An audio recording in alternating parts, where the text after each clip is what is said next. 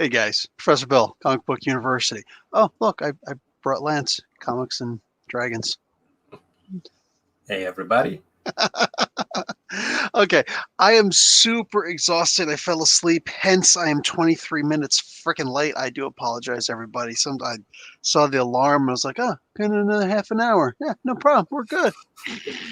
That's the problem with having a reclining couch. Anyway, so what's going on? Dude, Lance, how you doing, man? Not bad, not bad. What's this nonsense I hear about you taking a break from your channel? I was in a car accident and it messed up my neck and back a couple months ago, so I kind of delayed things for a bit. I probably should have asked first. How are you? You right? Oh, yeah. All right, awesome. Wow, jeez. Oh man. Okay, fine. I guess you're excused for taking a break. I'm always scared of taking breaks in anything, man. Once you take a break, well, you wind up falling asleep. You're 23 minutes late for a live stream. Yeah, that happens. What's going on, dude? So I see you got a very similar background to myself. Yeah, I just got that set up.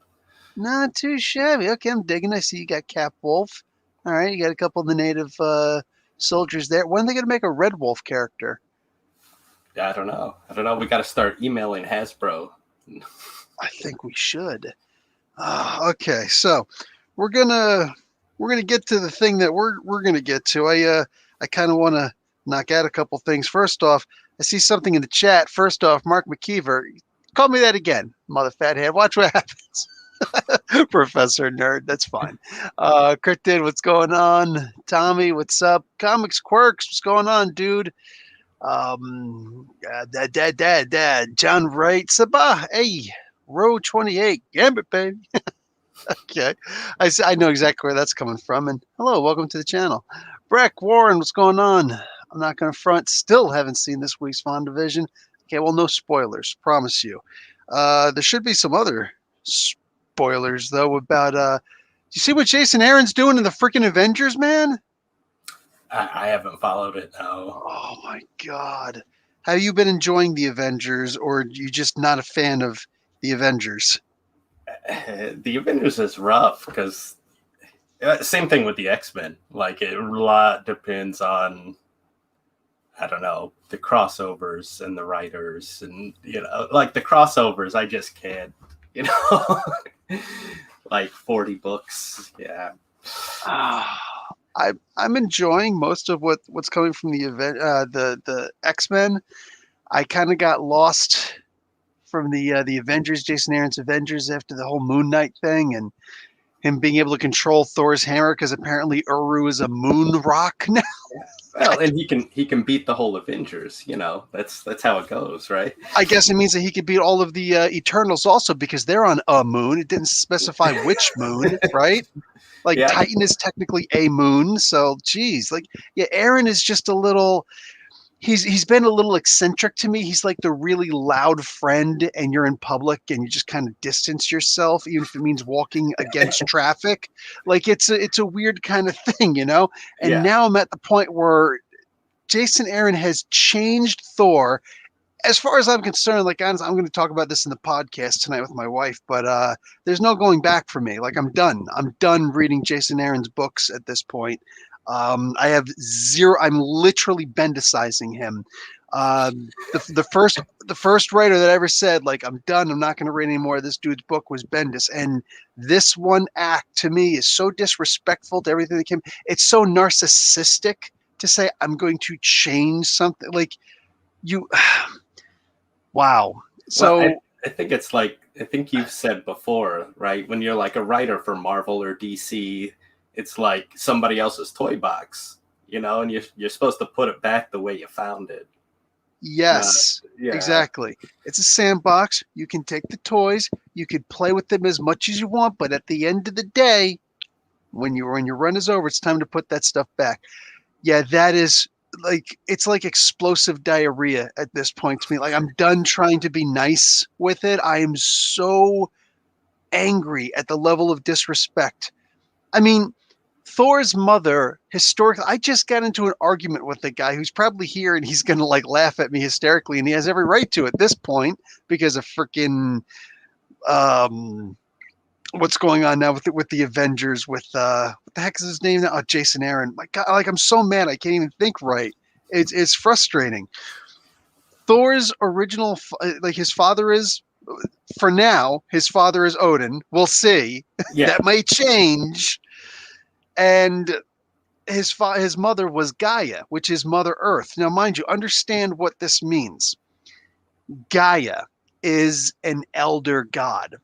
So before there was Mephisto, before there were any of the Hell Lords or anything like that, there were the elder gods. So we could talk about Cthulhu. We could talk about Shumagorath, granted different dimension, but nonetheless. We could talk about Chthon, the originator of vampires. All right, but going back, like farther, we're talking about Set.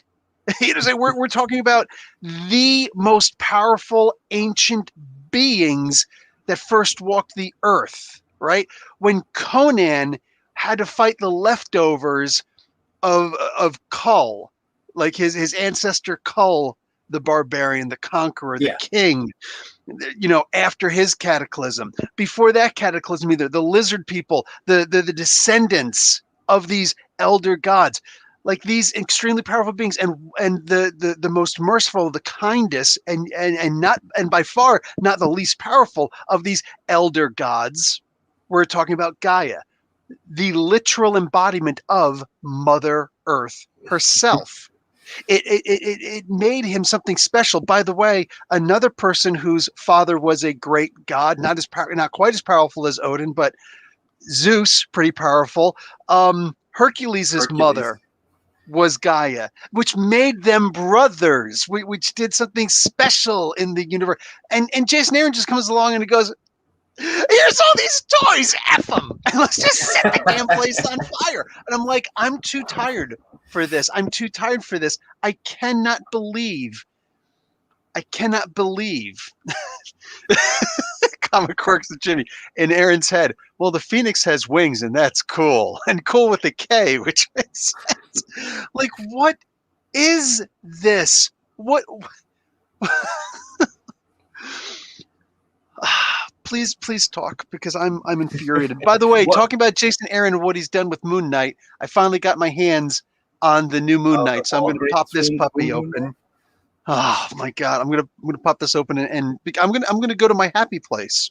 Go ahead. What was it? What was it with Bendis that made you quit? Bendis is just the idea that with his Superman, he just changing history. I remember the one point, because mind you, I'm gonna admit I'm an old school nerd. You know what I'm saying?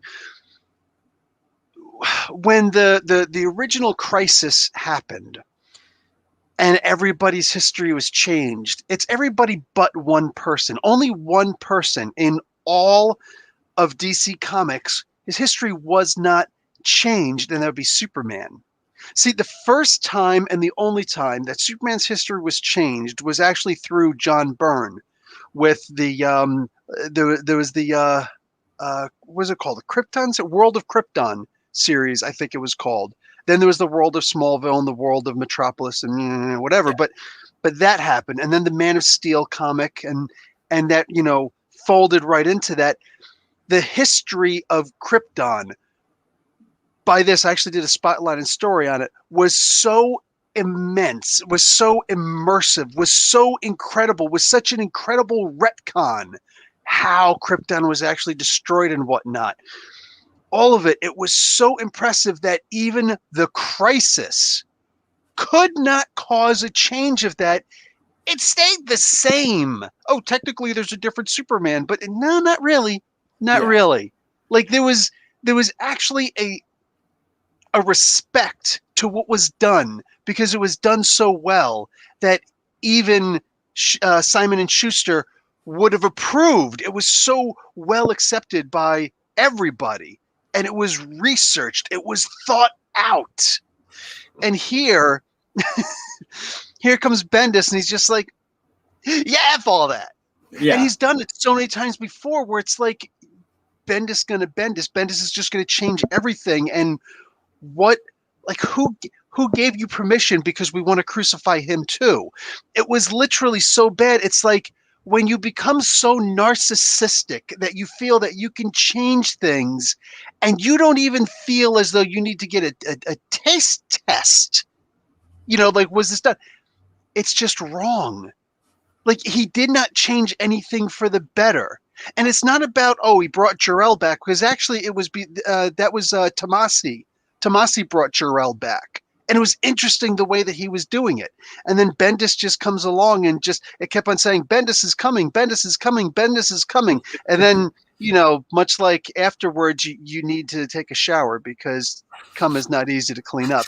It was really sad what Bendis has done to the character Superman. I was like, I'm done. I can't even be nice about this anymore.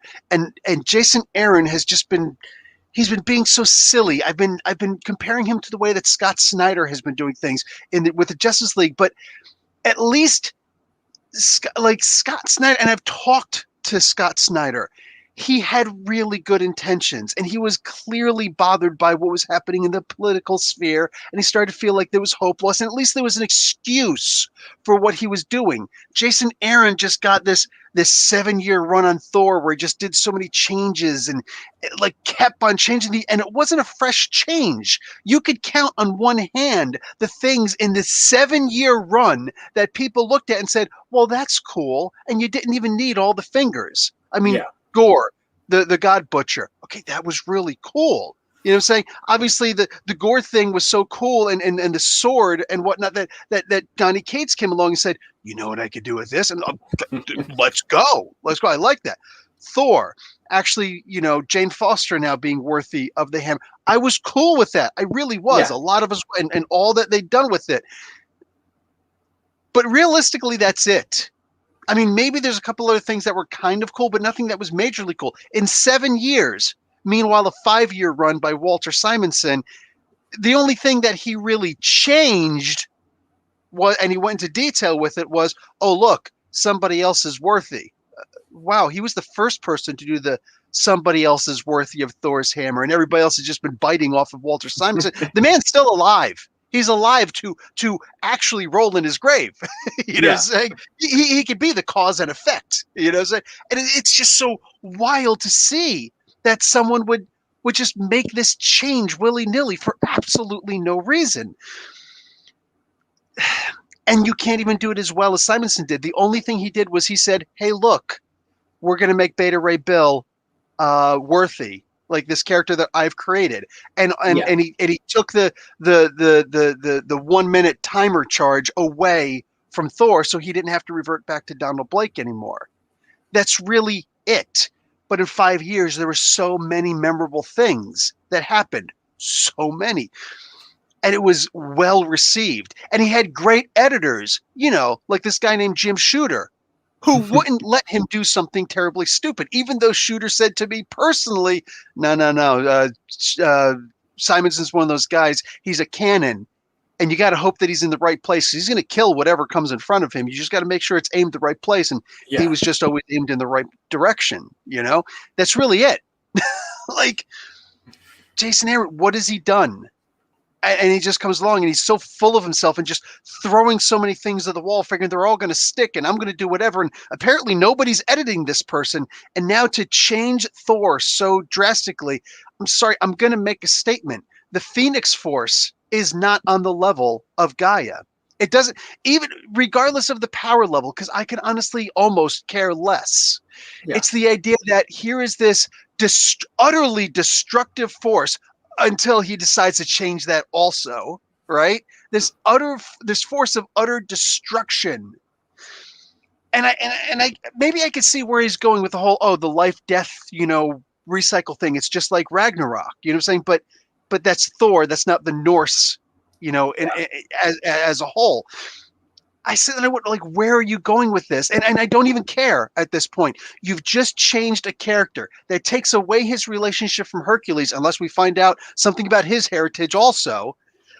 You know what I'm saying? All these comic books that have been written before. Oh, no, I don't like continuity. I'm going to do something different. I'm a writer who, I'm going to say it, is extremely weak.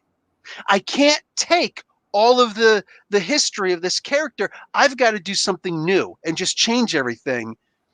And it's not. It simply is not going to equate what we've already had. If you can't work with what's already there, guess what? You don't belong. You don't deserve to write comic books. I don't care if it sounds mean at this point. I'm not making personal attacks against the man. I literally look at it as you have no place in comic books anymore, not in Marvel and DC, if you can't respect what's come before, because this is just ridiculous. It takes away too much from the character of Thor to change his parentage. Yeah. Yeah. Well, like you had said though, like if you want to do something like that, create your own character, make your a Beta Ray Bill, rather than changing the continuity of a character that's been around, what, Thor, 70 years? Look at the inside packaging. Oh my God. I don't know what I'm going to use this for, but I can't get rid of this. Sorry, you were saying. That's the Walgreens Moon This Knight? is the Walgreens exclusive, which we don't have Walgreens here in Canada. So I paid $70 Canadian for this thing. Yeah, we don't have a Walgreens on the res here either. So, oh jeez, oh man, yeah. There. See, Master Jarl's in the chat, and he's making fun of me now. I'm sure he's going to be making fun of me, and I deserve it. Fine. Jason Aaron's run was fantastic. Okay, that's cool. I asked about memorable moments though, specifically. Was Gaia stronger than the Phoenix?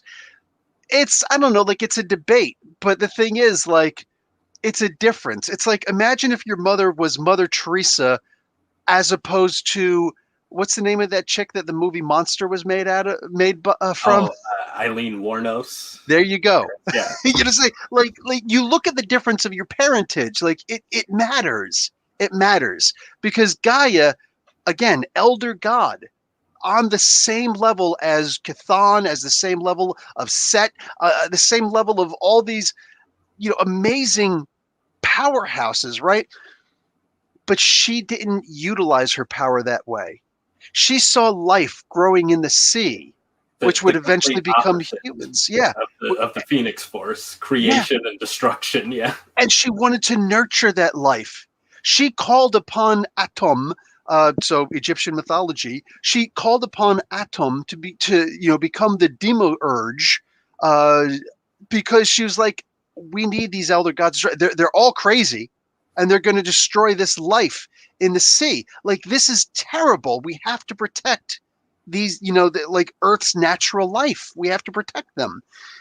And that's why all these gods were these elder gods were destroyed. And when they were essentially consumed, most of them were chased off, some of them were chased off, but most of them were consumed. And then when Adam was like, "Oh, I'm ugly and evil now. I'm going to go hide behind the sun again, but let me shake this stuff off like dandruff." That dandruff fell down to the cosmos again, and it became, beings like Mephisto and things like that. Like Mephisto, super duper powerful evil, god, right? And dandruff compared to what some of these other elder gods were. They're the dandruff of those gods. So that's how powerful the elder gods are. Literally, Cthulhu.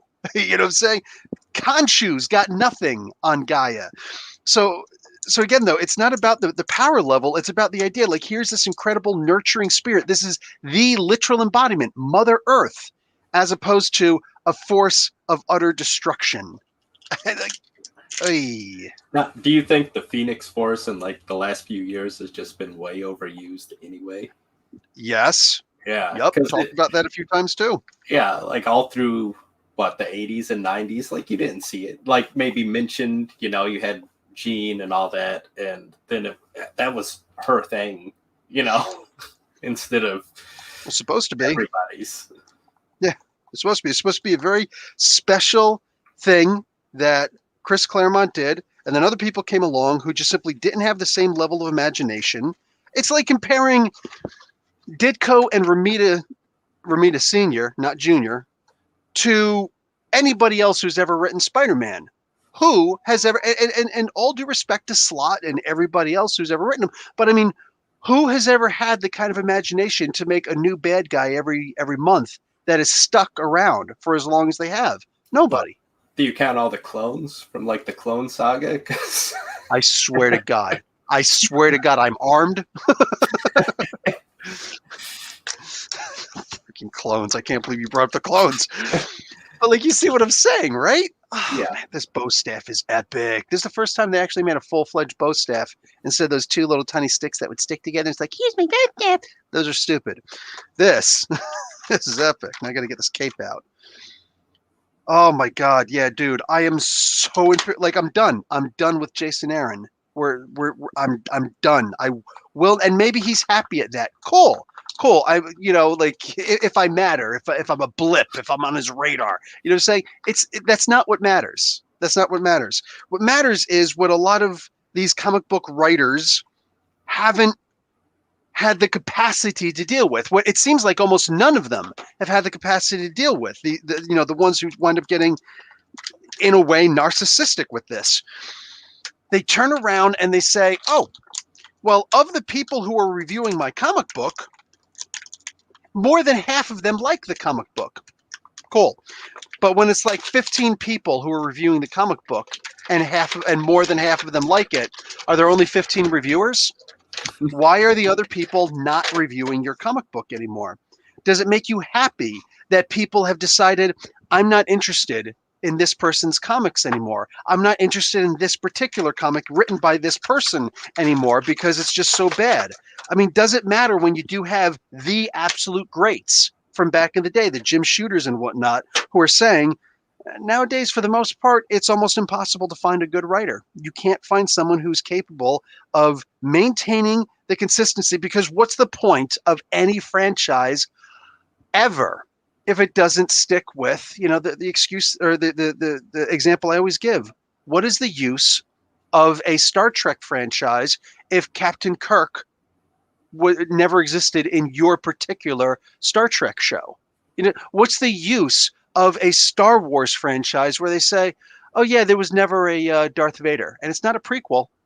It's not a prequel. No, like, this is 20 years after A New Hope, but there was never a Darth Vader. It was this other guy called Darth Globulus, Darth, Fartitus or something like that. Like, what's the point of being in the? Is it a what if? Is it a one-off? Like, what is the purpose of this? Darth Vader is key to the Star Wars universe. Even if you don't use any major references to Darth Vader, if you simply say, there was no Darth, no Luke Skywalker, no Darth Vader, no Anakin in this universe, then what's the point of making it Star Wars?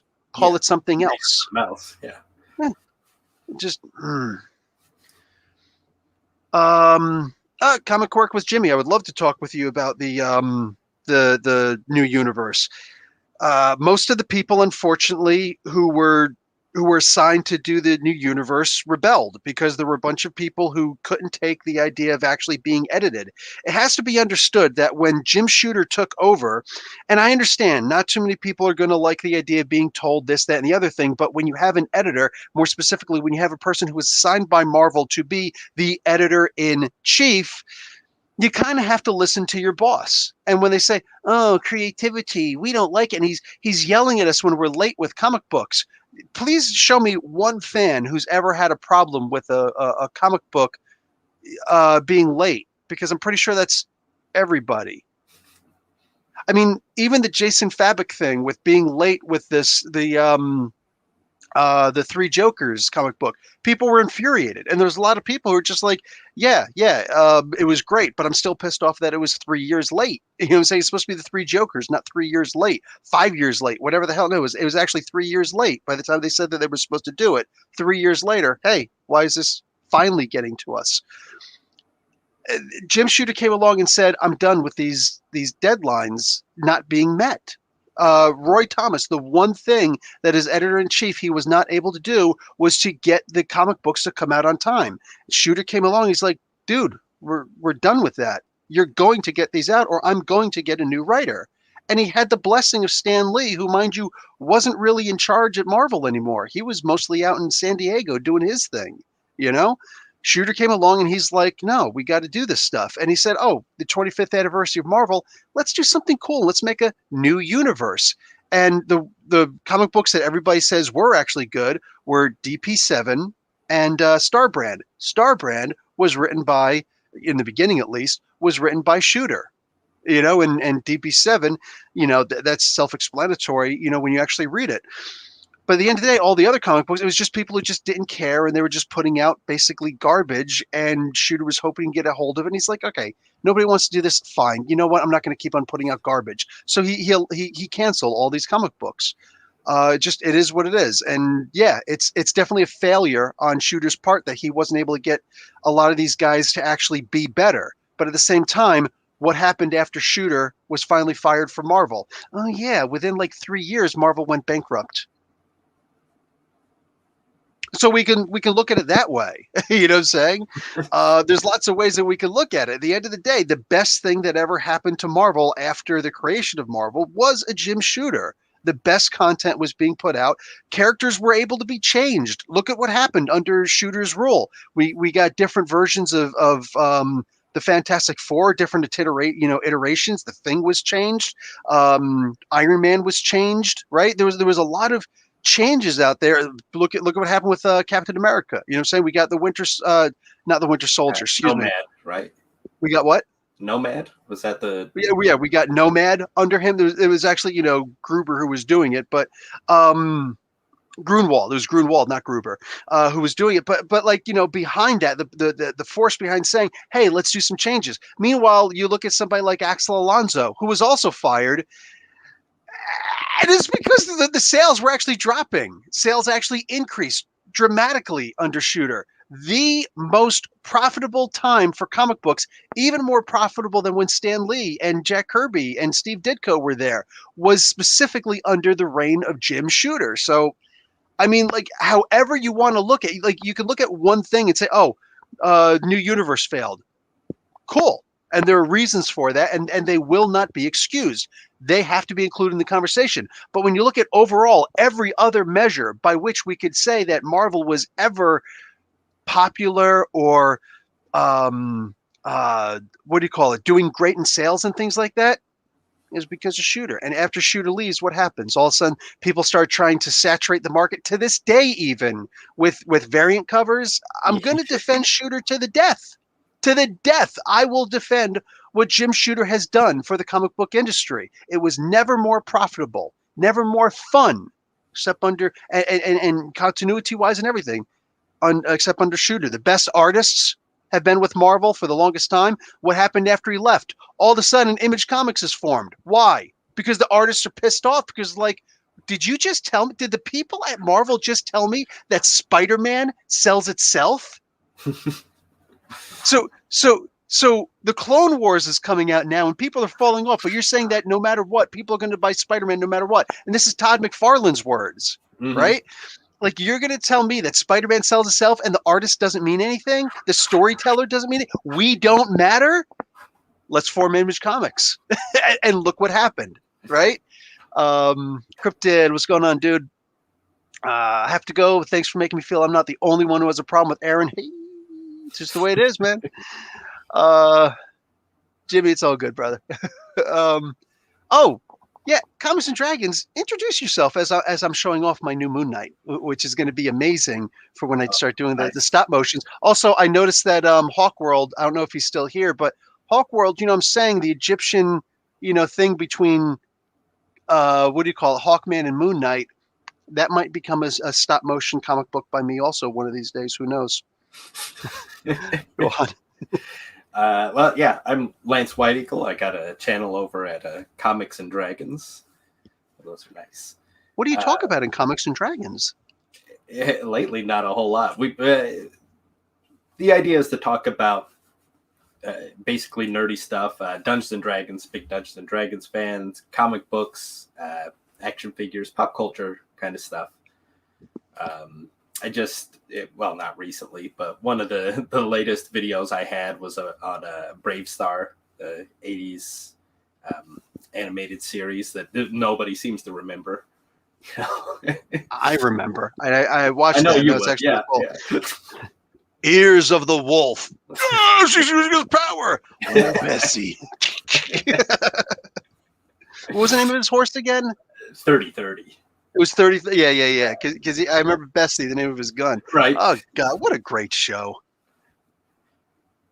Yeah, not enough native, and you bring in a lot of indigenous representation. I'm liking that word more than Native American. It's slightly less controversial. Yeah. What do you call it? And that's what indigenous are called up here in Canada all the time. The indigenous folk. Even though every so often they still have the Indian Act and stuff like that. Right. That's frustrating. Those things still exist, but whatever it is, what it is. So, yeah. What do you got? Game of Thrones. What you talk about Game of Thrones too? What's Mike Whammy talking about? What's the Game of Thrones? I don't. No clue. Okay. Check this out. I liked it all right until the last couple of seasons, and I was like, all right, never mind. I didn't like the second half of the final season personally. I thought that there was a lot there, and it still could have been changed. It still could have worked, but yeah, the whole thing at the end was just like, yeah. Especially the final episode. It's like you had so many opportunities to salvage this, and you just failed. Yeah. Oh, you're watching for the first time. Okay, so no more spoilers for a show that happened years ago. So I got a whole bunch of these. They're not actual cookies. That's just to show the color of them. The kinetic sand, and this is actual sand colored. So I've got my somewhere. I think it's in storage. I've got my Sandman figure. Bang! I can actually make the kinetic sand moving and things like that. So that could be fun. I got 2 of these. So I'm hoping that's going to be a whole lot of fun. What else did I get? I'm not going to open this now, but I got a whole bunch of these little Five Nights at Freddy's figures. So this is the lefty one with the stage. I think that stage is awesome. What is... here we go. Look at this. Now this is I got it on sale price. Elevator Action, the video game. So this is a really small one. I got a whole bunch of these. I got a whole bunch of these little miniature video games, and they actually work. You can actually play them. But that's cool. Yeah, but they're arcade style, and they actually fit with the Marvel Universe, the Marvel Legends figures. Like they're a pretty much perfect size. So I can actually make an arcade. And I'm saying I got a Jubilee figure. So yeah, it's very 90s of you. and prior. Yeah. And prior. So yeah, I'm loving the idea that it's just scenery for my stuff. And Elevator Action was actually a really fun video game back in the day. I don't know if anybody else ever played it, but I remember sinking a couple quarters into this game. Oh man. Instructions? The hell needs instructions? I don't know stinking instructions. Well, they actually have instructions in Arabic too. If only I could remember how to read Arabic now. I'm not going to play with this. Anyway, boop, garbage for the instructions. All I need is the damn game itself. So what do you think about the idea of changing Thor's father or mother? Because I'm completely beside myself on that. That's not going away. I don't know. Like I said, you can change a lot, but it still has to be Thor. At the end of the day, it still has to be Thor. That's freaking cool. And if you want to do something that different, make a new character. When's the last time we saw a new character that actually was decent or had like longevity? Yeah, that actually worked. Not a whole lot. Like a truly original character, not just another one of Wolverine's children, or another clone of Spider-Man or a clone of Wolverine or whatever, and and whatnot. I mean, like you've got Ms. Marvel. Yeah, you know what I'm saying? Like Miles Morales barely counts. Like he's awesome. I love the character of Miles Morales. He's fantastic. I'm so glad that he was made. Again, that's Bendis. Bendis when he was good. But it's a great opportunity. What, 10 years ago or more? Yeah. Yeah. Ms. Marvel isn't, but yeah, you're talking about Ms. Marvel was what, 2011, 2012? Yeah, well, close enough. That's about 9-10 years ago. Jesus. Yeah, it's just one of those things. It's like your characters are failing. Everything that these guys are doing, it's failing. It seems like a lot of writers now put like their aspirations like above the character. You know, like Thor is not as important as the guy writing it. For the most part, yeah. You know, and that when you're dealing with classic characters, that's a problem. You know who's good at making new characters who actually have some staying power so far? Kelly, like there's worse words to go with that, but Kelly Thompson. I mean, when you think about some of the characters that she's creating in the Captain Marvel book or in any of the books that she does, she actually makes new characters. She brings new characters. They oftentimes it's unfailable that they will always wind up becoming something that speculators will be like, holy crap, there's something to it. When Kelly makes a new character, we know that they're gonna matter. There's gonna be a background for these characters. There's a reason. There's some worth to actually following along with the characters, and that's something that I find that most people just don't. You know what I'm saying? They just don't put that kind of care into the creation of new characters. It's always just some random thing, you know? Oi. Yeah, I'm kind of digging this. I got to put Are there already batteries in this? There are no batteries, so I can push all the buttons and it's fine. I like it on the bottom. That's actually how you're going to change it, but it looks like it's the coin return. Coin slot, yeah. Yeah, right? You know, it's like, oh, it's how I'm going to get the money out. Yeah, I'm digging this. I love these stupid things. They're just freaking fantastic. So the little joystick on top, that actually unscrews and you can just have the D-pad, but why would you want to have just the D-pad? There's a freaking joystick there, man. I missed that. I missed that. I admit to being old. Okay. So, yeah, I got a bunch of new toys. I'm not going to go crazy with the toys today, but Carlos, my comic book shop guy, he had these guys, so bought them. Kui and Carl Weathers. What the heck's his name on this? Grief Karga. It's like right on the back. Duh.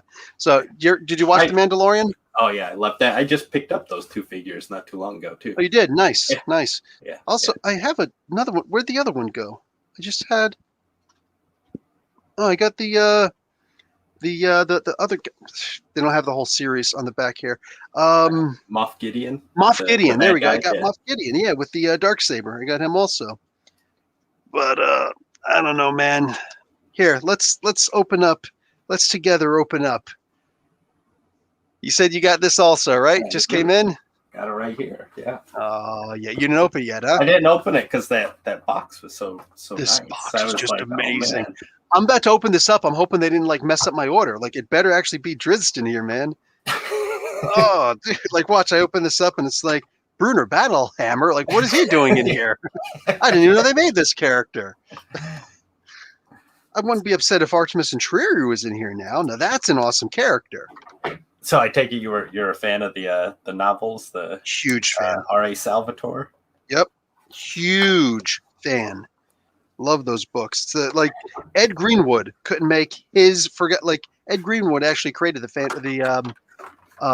Forgotten Realms, and he couldn't make Elminster or any of the other books there that interesting. Oh, there we go. So you take off the sleeve.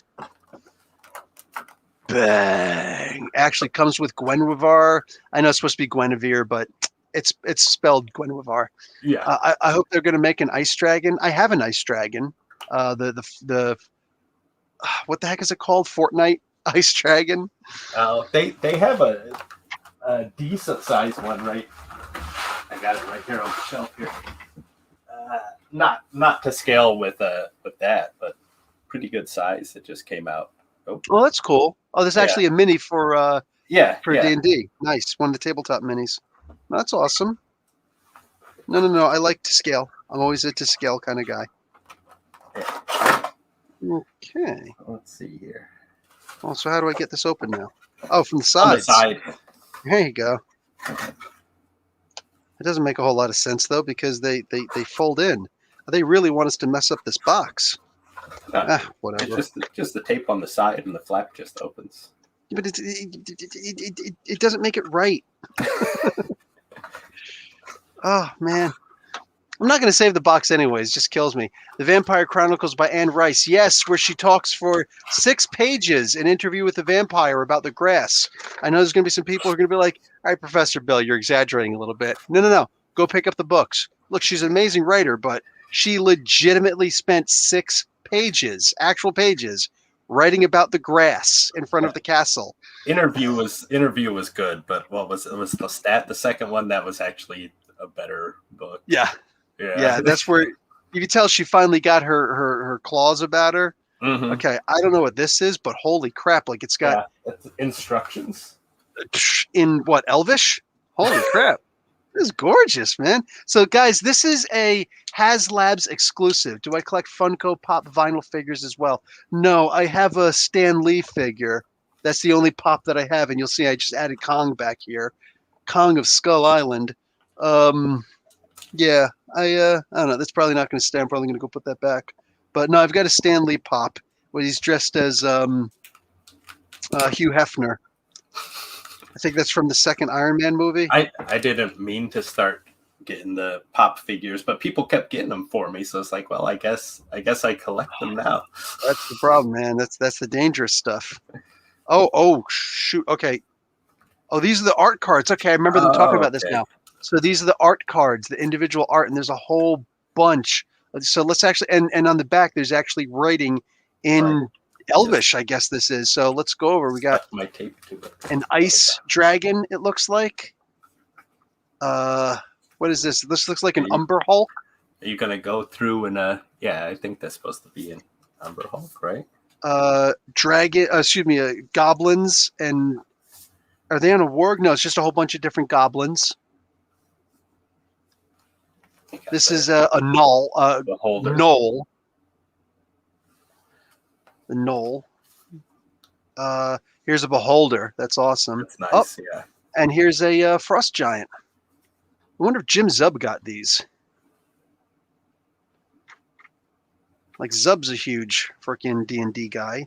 Yeah, I think he does most of the comics now, right? Yeah. Yeah, it's pretty much almost all Zub doing the D&D comics right now. IDW, whatever. Here's the diorama-style background. This is cool.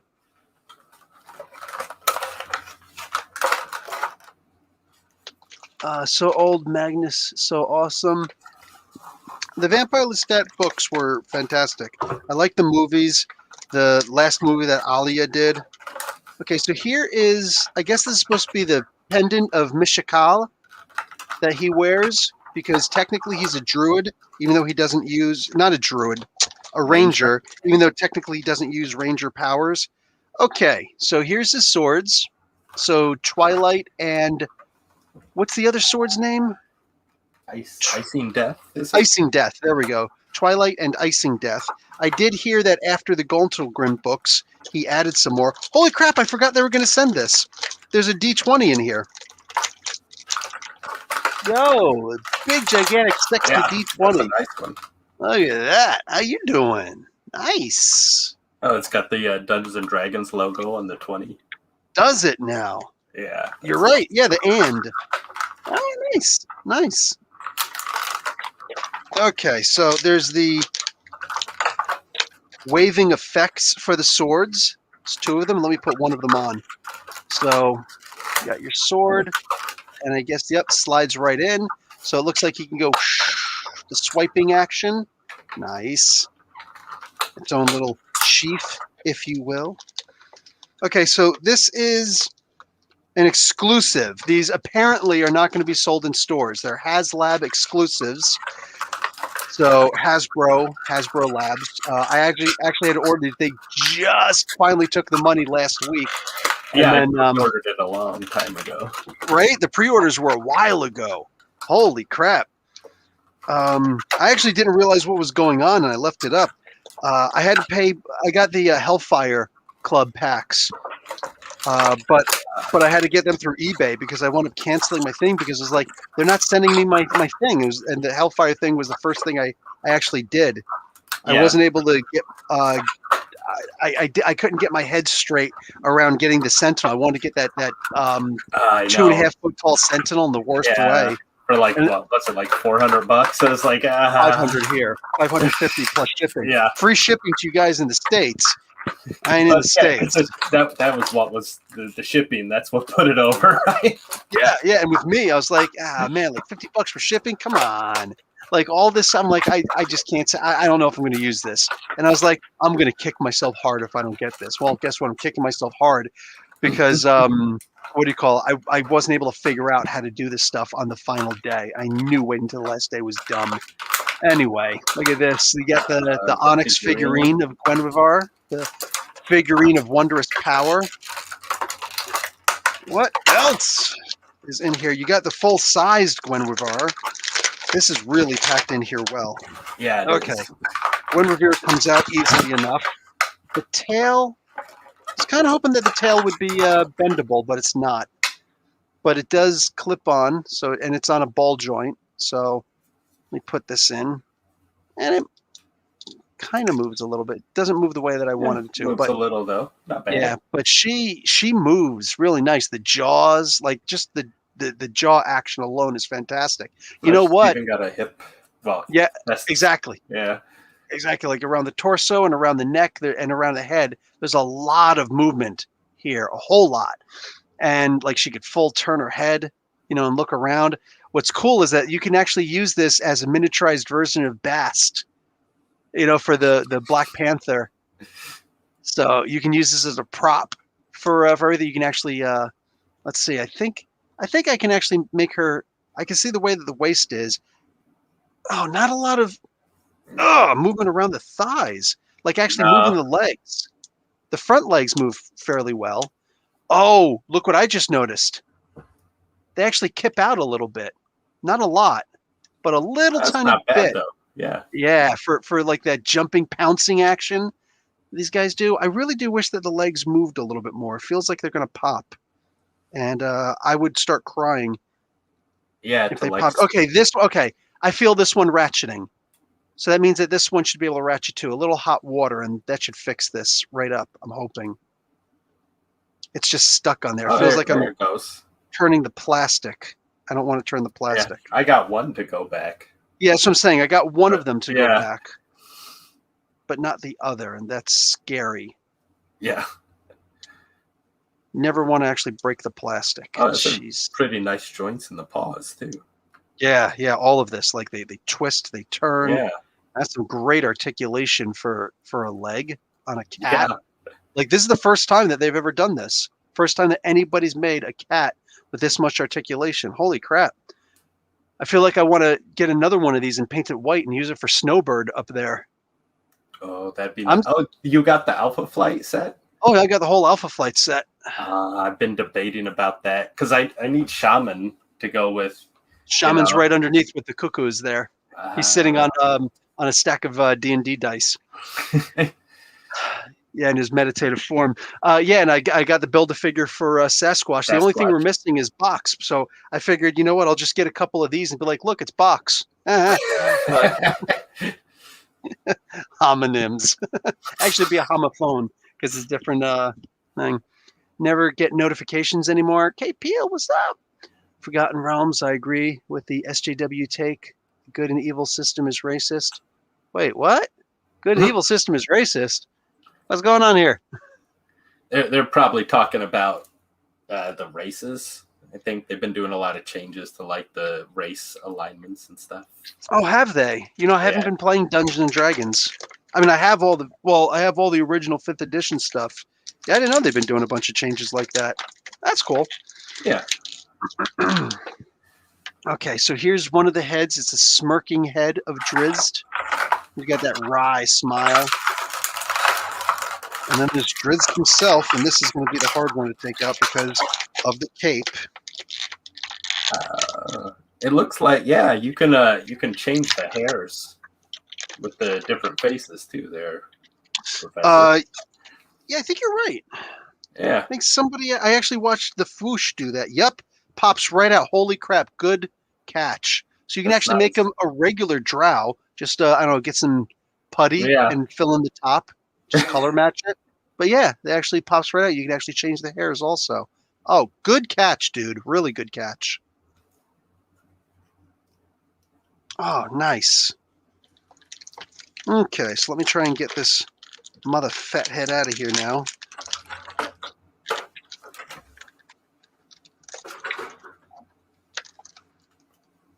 Are you still running the Marvel games? The face rip. You know, Yeah. I have 10 episodes plus 2 potential. What do they call? Just muted myself. Oh. Plus 2 potential session zeros, but I've got 10 episodes of the Atlantis campaign, and I haven't edited and put them up. Plus 1 of a character who disappeared and his further adventures. 1 episode of that, and it's too much. I'm doing too much. I'm doing so much that I'm actually starting to get paralyzed with a lot of the stuff on Comic Book University. Yeah. I'm doing all my immigration work right now. So trying to become an licensed immigration consultant here in Canada. So, and that's taking all of my time. Like, it's even taking family time. So it's literally just me not sleeping to stay up to read comic books and do reviews. So all the stuff That's that I'm trying rough.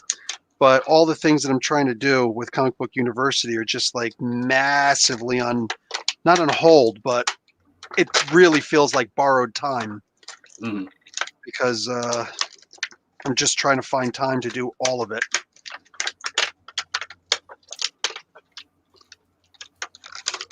Okay, finally got him out. Jeez, that didn't take forever. So here he is. He's got his scabbards. Yeah, the swords fit in there pretty nice, too. Oh, you already got them in? Look at you. You're way ahead of me. Damn it. Let's put one of these in.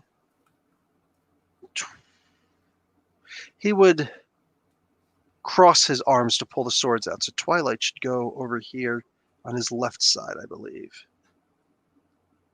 There we go. You're a big fan of the books. I don't have an eidetic memory, but I have a really good memory. So yeah, I just remember this, that, and the other thing. Details here and there. All right, get on in there. There we go. Hold up that figurine of Wondrous Power. That would actually be in a different hand. Yeah, okay, this is a gorgeous character. Yeah, like the details are ridiculous on that. Yeah, I'm probably going to make a new cape for this, but this would be a hell of a project to put together this cape because I'd actually want to get the fur just right, the hood to move and whatnot.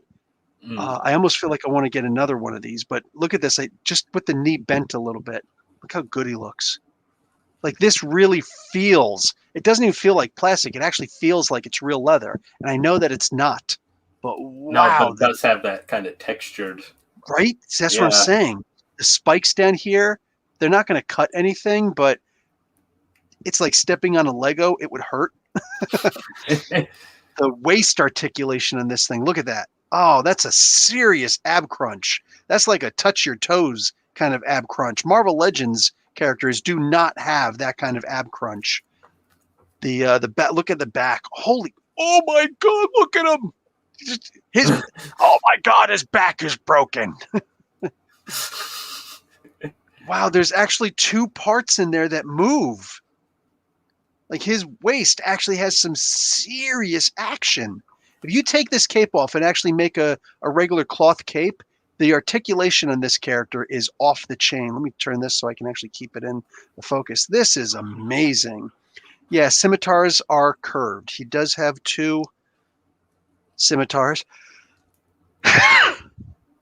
Sorry. Oh, thank you, and you too. Yeah, the scimitars are curved. They're not curved like the pirate level scimitars where they have just a big. But yeah, they do have the curve to them. They're the actual Arab style scimitars, as they should be. Holy crap! The ankle pivot, it's got the actual pivot point down here, besides the regular up and down.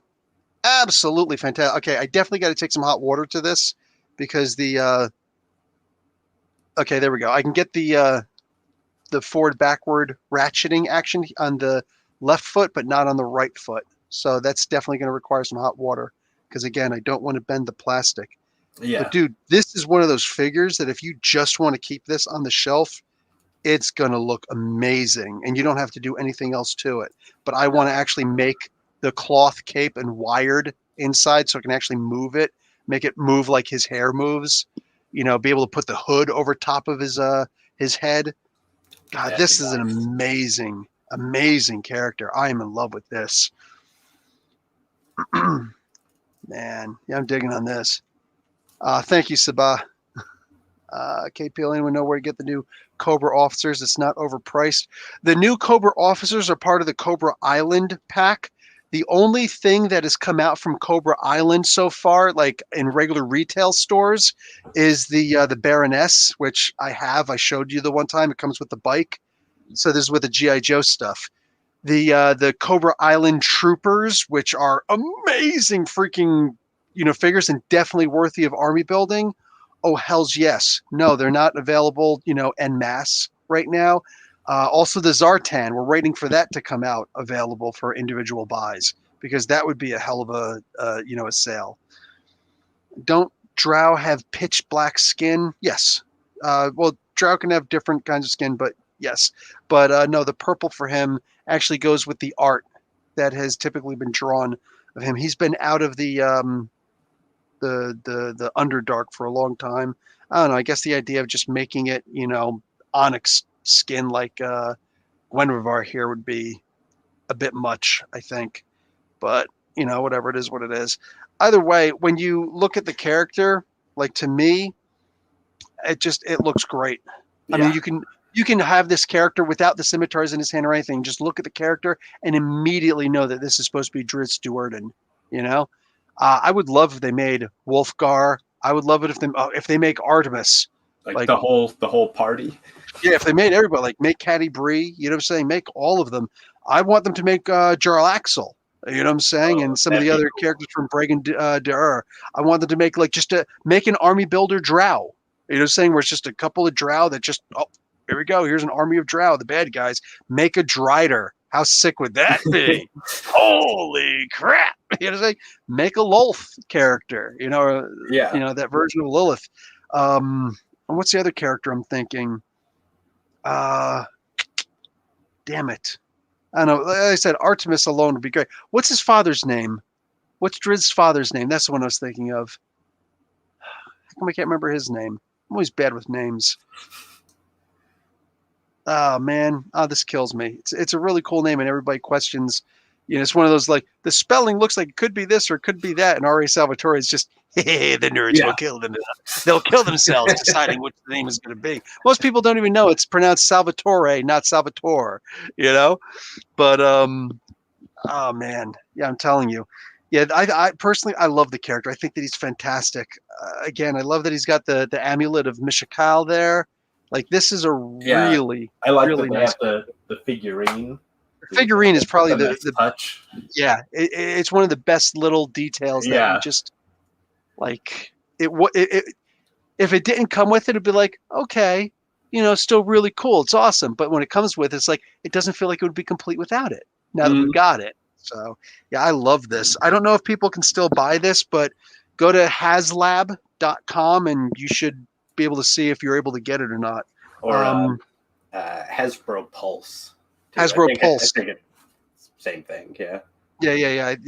I think you're more correct than I am. Yeah, you should be able to find it either way, but I think it's going to actually say Hasbro Pulse, so you'll get there like 0.2 seconds faster or whatever. It matters. It definitely does. But yeah, just the dice alone, nice dotted dice, like speckled. This is really nice. Yeah, I'm happy at this. Set. How much was this set again? Was this like $40? $50? Seems like it's 40. I think it was supposed to be 40 like US. You said, it was months ago. So I don't. Yeah, they're like, yeah, we're going to take pre-orders and then we're going to make them.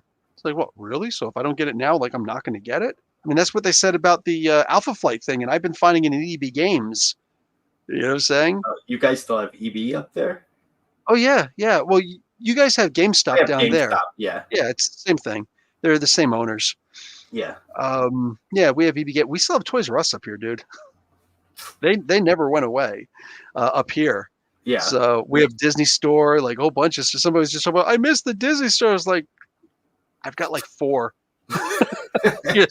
There are 2 Toys R Us just in Mississauga alone. I mean, like, you know, we're still Toys R Us kids here. We don't miss them. They never went away.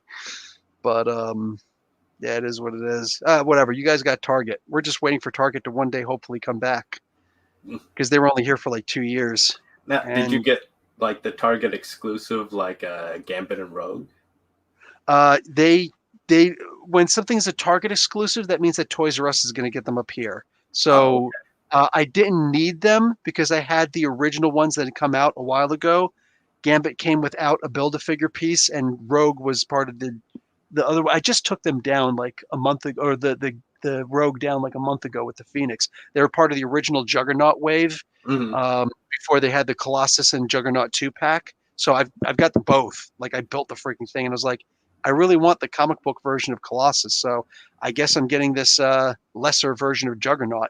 But the lesser version of Juggernaut had the extra freaking head. I didn't like the color of it, but it had the extra, you know, the extra unhelmeted head and the ripped off helmet, you know, part that goes with it, and it came with the open and closed hands. Like, you know, was a nice set. I couldn't find that anywhere down here. Oh man, I pre-ordered last week, I think it was. I pre-ordered a new Thanos, so the King Thanos. Yeah, so, like the comic version. Oh yeah, because it's the Donny Cates version specifically. Yeah. So the old man Thanos. Yeah, I got that coming. I actually got. I'm not going to open them now, but I'm trying to get my hands on one more. I can't remember which figure I don't have, but all the figures back here for this to build Stiltman. Oh. I got 4 of the ninjas, so the hand ninjas. So I got my army builders. So, and plus I've got the G.I. Joe red ninja. I got 2 of them, but I'm only going to use one of them. I'm going to use him as Nobu from the Daredevil TV series. Oh, okay. You want to talk about the Snyder Cut? All right, start the conversation there, Mike Whammy. What do you want to talk about with the Snyder Cut? The idea that it's going to be rated R now? It's stuff I'm going to be talking about in the podcast that I'm going to record tonight, and it'll come out tomorrow. But yeah, there's a little news with the Snyder Cut. But talk to me. What do you want to talk about? Snyder Cut's a dead end. Unfortunately, that's literally the words that what's his name? The Japanese name. Can't remember what his name is. The only guy that didn't get punished for the I'm so bad with names, with the Ray Fisher incident. Everybody else got punished, but this guy didn't get punished for it. Anyway, yeah, dude, I kind of want to keep this. I'm not going to, though, because it's not going to be worth it. I don't use scenes like that. And then this, however, man, I don't know. Are we getting rid of this? Like I can't get rid of that. It's all embossed and right. See, look at it. Like, oh my god, this is just gorgeous. And he's actually fighting icing death, I believe. That's got to be the white dragon that he's dealing with from the very first original Drizzt book, where Crystal Shard, right? The Crystal Shard, yeah, where Drizzt wasn't supposed to be the main character. Wolfgar was supposed to be the main character, and the people were like, "Wolfgar, who? Yeah, he's cute and all with Aegis Fang, but no, we want to see more of Drizzt." And he's like, "Okay, cool." And then from the Silver Stream on, all of a sudden, yeah, he was like the greatest freaking thing ever. So Snyder Cut is a cash grab. Snyder Cut is a way for Scott Snyder to get his thing out. Hey, Derek, what's up? It's a way for him to get his legend out. Look, I don't like facts being facts. In my opinion, I think that Scott Snyder is one of the greatest cinematographers ever. I think that he's absolutely fantastic. And here's another one similar to the problem that I have with Jason Aaron. Excuse me. I think that if he were to just make his own characters instead of just trying to Frank Millerize every single thing that, you know, is involved with comic books, I think if he just said, okay, I'm just going to make my own characters, I think it would be one of the greatest freaking movies ever, television show, whatever he wants to do. I think it would be absolutely amazing. The like break down the characters, come up with, you know, like what are they supposed to be? But when you have characters who have a history, this is one of the problems that most people and the sales show that most people are going to have a problem with. It's that Superman doesn't act like Superman. Batman doesn't act like Zack Snyder. Scott Snyder's the good Snyder. Wow, that's a bold ass statement. But and you're right. Yeah, if the pandemic didn't happen, the Snyder Cut probably wouldn't have happened. But so that's a good thing, and you got to look at some of the positives. At the end of the day, I think that if Zack Snyder actually focused on making his own characters instead of his Frank Millerization of some of these characters, I think that they would be much better recepted. I mean, who didn't like 300? Mm. You know what I'm saying? Just better, I don't know, better choices of what project to put him on. Like Superman, but maybe a solo Batman movie that could be kind of cool. No, he said that he wants. He said that he wants Batman prison raped. Never mind. Yeah, no, thanks. He said, I would love to come over to Marvel if I was allowed to do Daredevil. It's like, dude, just stop. I don't want a prison raped Daredevil. I don't want a Daredevil who goes around killing people. I don't want a Daredevil who just starts cracking people's skulls open with his billy clubs. Like, nobody asked for that. You know what I'm saying? And the number of people who want to see something like that are more Zack Snyder fans and less comic book fans. And like, it's the comic book fans who are going to make or break your movie. And that's just, it's facts, Mm-hmm. Batman and Superman, we're going to put them together. The comic book fans were like, this is going to be the greatest thing ever. And the word of mouth was like, dude, let's go. Then people went and they saw the movie in droves. BBS, they saw the movie in droves. Record breaking the number of people that wanted to go see this movie on that first week. And on the second week, it broke another record. The biggest drop off where nobody came to see the movie. You know what I'm saying? And you could clearly tell who the people were who liked Zack Snyder, but didn't know anything or care anything about the actual comic book characters. Like, bro, I'm sorry. Ben Affleck is one of the best looking Batmen ever made. But for the love of God, I don't want to see him breaking people's skulls open or using an M60. Or anything like that. I had problems with Michael Keaton having twin M60s on the front of the freaking Batmobile. It's like that's not something that Batman would do. But I was also like 14 when that came out. So I mean, I thought, oh, maybe I don't know what I'm talking about. As I got older, I'm like, that's not Batman. What Batman is that? What alternate universe Batman would do that? I still love Michael Keaton Batman though. Yeah. Oh, again, yeah. I love the direction of the character. I love the idea, like, some of the things he would do. It's the first really strong, Batman that came out. But again, I'm still waiting for the day that what's his name? Or that Batman, that somebody decides to make a Batman that's actually Batman. Like, where's the world's greatest detective? Where's that? That's what I'm looking forward to. That kind of a Batman who can. Walter Hamada, thank you, Mark Herrero. Walter Hamada was the one.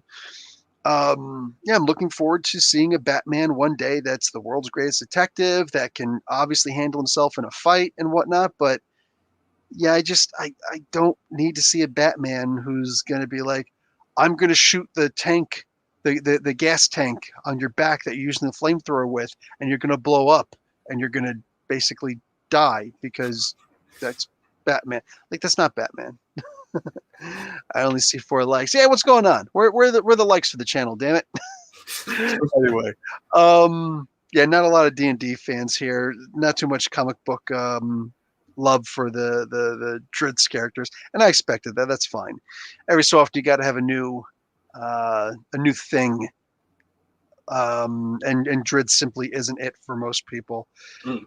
But I did do a thing on my channel when I first started, Wolverine versus Drizzt Do'Urden. So I think it'd be fun to actually try and stop motion that. So now that I've got Drizzt, there you go. Get some articulated comic book art of that battle. Actually have it played out. Battingson is going to focus on the detective aspect of Batman. Yes, he is, but it's also Battingson, and I'm not a fan of Pattinson. What do you think? What do you think about sparkly Twilight? My first reaction was disgust, but then I did talk to like one of my nephews who's seen him in some like independent films and stuff he did, and was like, no, like he's pretty decent, you know, away from. I haven't seen him in anything. I've seen bits and pieces of the Twilight movies just by existing, but like I've never actually sat down and watched anything he's been in. So I've watched the first 2 Twilight movies. I've seen where he was Gregory Diggle, whatever the heck his name was, in the Harry Potter, the 4th one. Yeah, I did see him with Harry Potter. Frederick Diggory, anyway, whatever the heck his name was in there.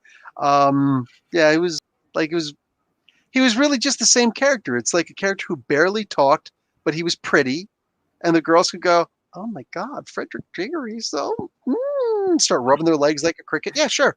Apparently, bad posture is the new in thing, or at least at the time. I think he's edgy. Huh? Bad posture makes you edgy. Apparently, right? Like he's got that Nicolas Cage posture where it's like he's like this, and it's like, oh, hey, what's going on? Hey, what's up?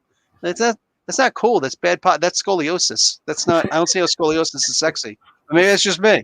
I come old school. You know what I'm saying? Watch Good Time. It might change what you think about him. I'm hoping so, Dan. But then again, I've seen a couple other movies with him. What's the one that I just saw with my wife not too long ago? The one with Spider-Man. Tom Holland was in it, and he played a preacher guy, and he talked like this, and he was getting with the honeys, and he made this one girl pregnant, and he's like, "Oh no, it ain't my kid. I'm all about the law," and he just like really went into it. And I remember this stupid thing where, again, like I can't be around narcissists. I despise narcissists. They're an immediate turnoff for me. It's like, be a little humble. I don't care how great you are. I don't care. Like if you can't be a little humble, like you're not going to sell yourself with me, you know? So when he starts bragging about, oh yeah, I didn't show anybody I didn't take any of the speech coaches with me. I just watched some movies and I saw, this accent. I was like, I really like this accent, so I practiced it. And I wouldn't practice it in front of anybody, including the director on the set. I just showed up on set the one day and I filmed all my scenes and I started doing that accent and yeah, boom, that was it. It's like that's not really a team player. Yeah, that's unprofessional. Like, yeah, that's like, could you imagine any other profession where you did something like that? It's like, dude, you're not an artiste. You're not some great freaking thing. Like, what are you doing? You know what I'm saying? Thank you, Tommy. It's not some, like, dude, just no, don't do that. Like, the director is in charge of the film. The director gets in trouble. Like, you're just called hard to work with. You know what I'm saying? But the director himself actually winds up getting in trouble if he can't control the people on the set. Stop being one of those people who thinks that, you're the end all be all and whatnot. Like, dude, Edward Norton. Like, this guy is not an Edward Norton. Edward Norton knows how to make movies. He's amazing with the things that he does. American History X, ever since his experiences with there, where he had to self-direct a lot because the director really wasn't there for a lot of it. I mean, like, it says a lot about Edward Norton's abilities and whatnot. And he's done some amazing work, while at the same time, like what in that one, I can't remember what the name of the movie was, but he did a movie with Robert De Niro and Marlon Brando. And it was a really good movie. And Frank Oz, the guy who made the Muppets for Yoda, you know what I'm saying? He was the voice, I think, also of Yoda. Frank Oz, this was the first time he was ever directing a movie. And he couldn't control Marlon Brando. He's literally the hardest person at the time to ever work with on a set. And he wasn't able to handle Marlon Brando. And Edward Norton actually went over and he's like, hey, listen, you're 100% right, Brando. Of course you're right. You're Marlon freaking Brando.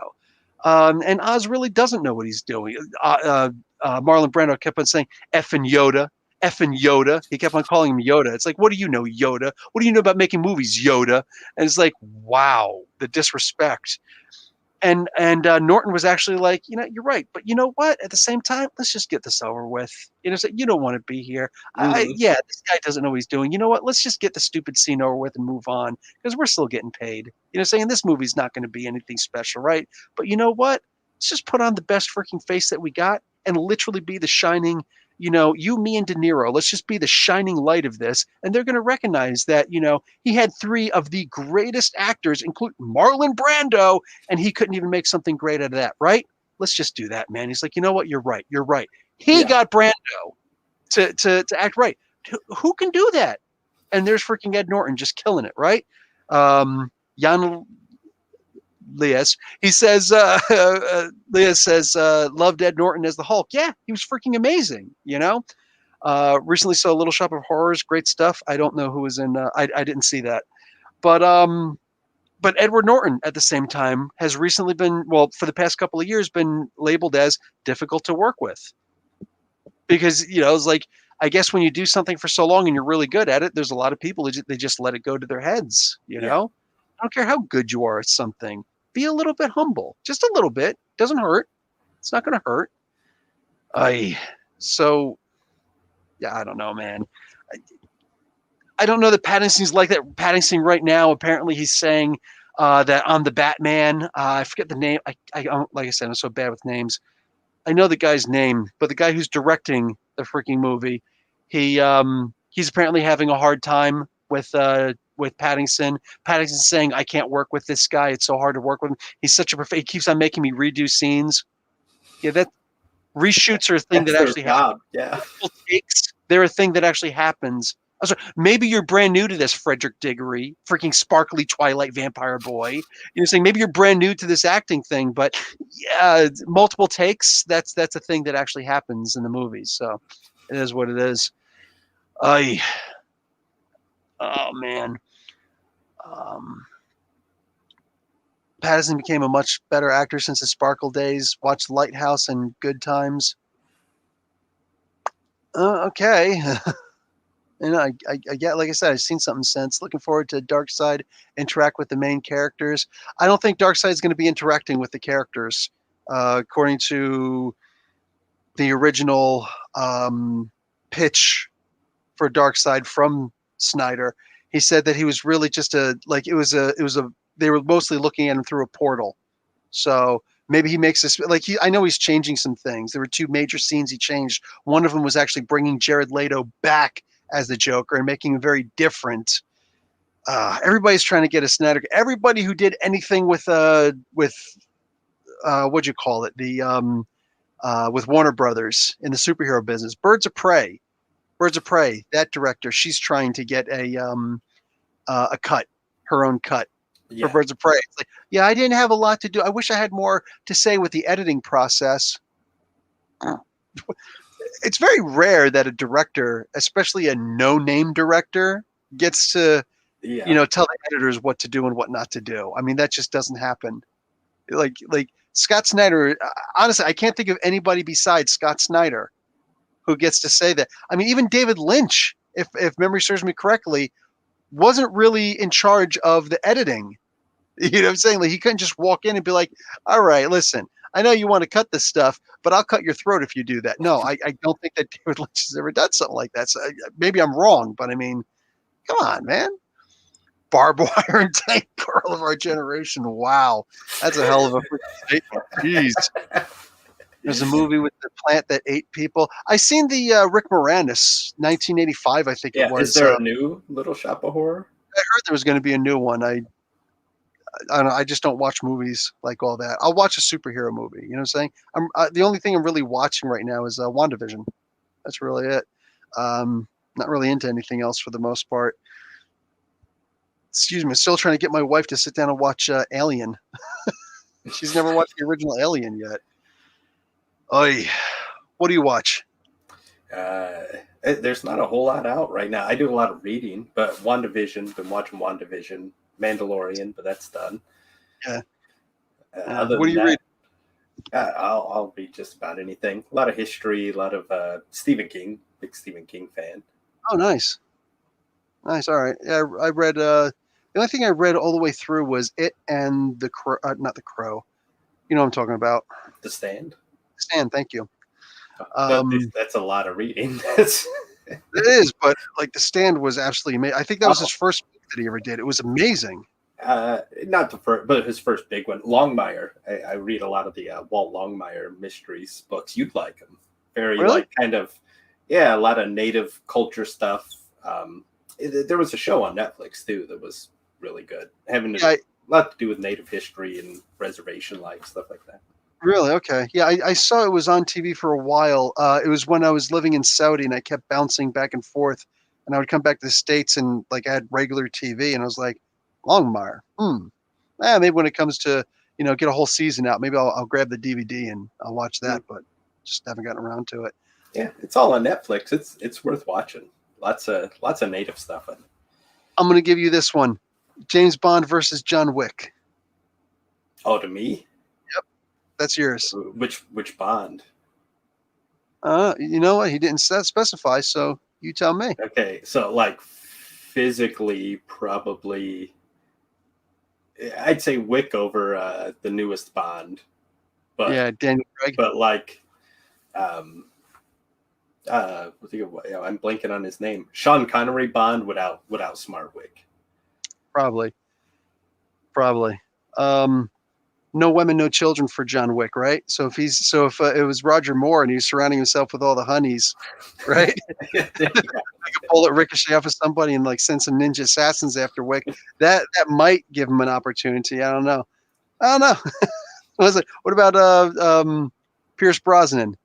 Pierce Brosnan versus John Wick. Wick. Yeah. I liked Pierce, James Bond pretty good, but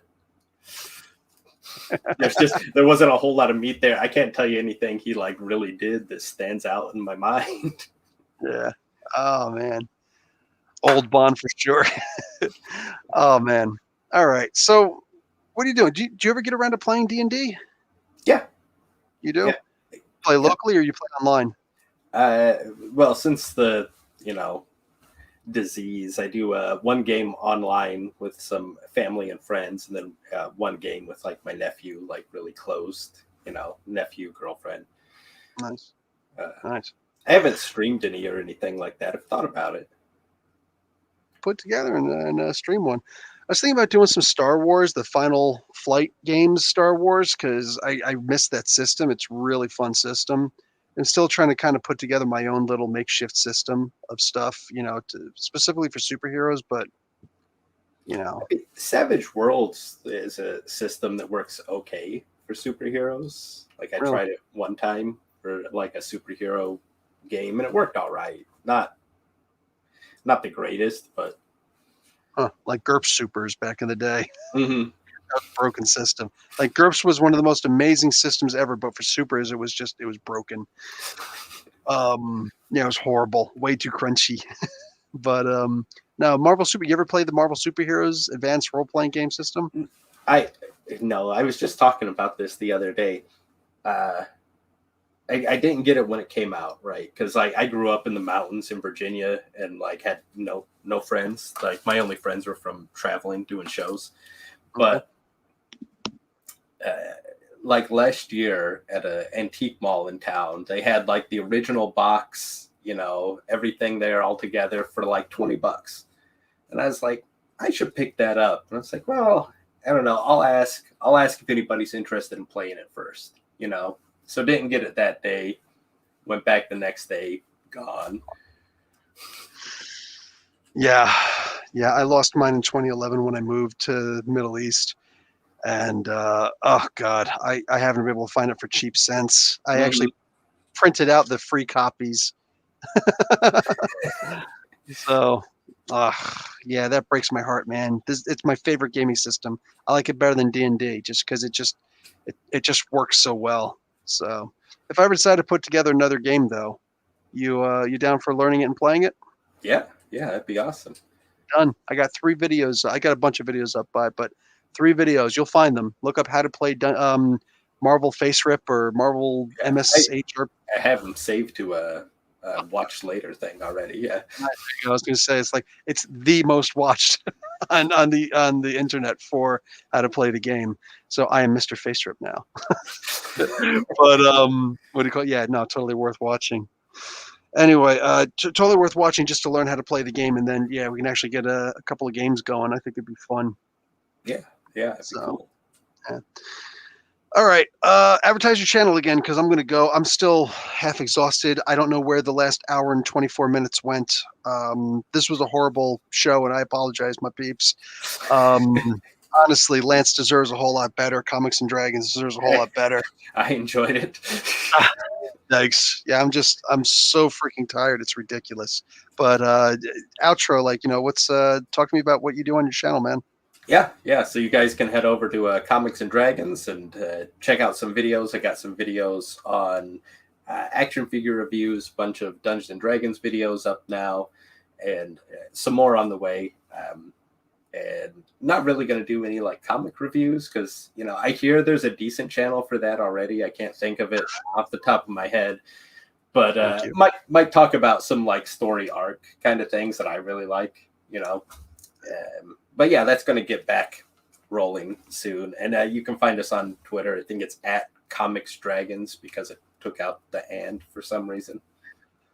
If you put all that stuff together when as a couple minutes after I push off on this, like, no longer end broadcast, they'll have the thing where you can actually like leave a comment on the video. Leave a comment with all the things, and I'll pin it to the top so that people can always find it. All right, sounds good. Yeah, the hyperlinks and everything, so you just click and go. Yeah. All right, and we're out again. I genuinely apologize. I don't think I've ever apologized for a lousy live stream before, but like I really barely remember anything that happened during this live stream. I'm so freaking tired right now. But love and peace, my peeps. Talk to you guys later. Professor Bill and Lance, Comics and Dragons, Comic Book University also. Class dismissed.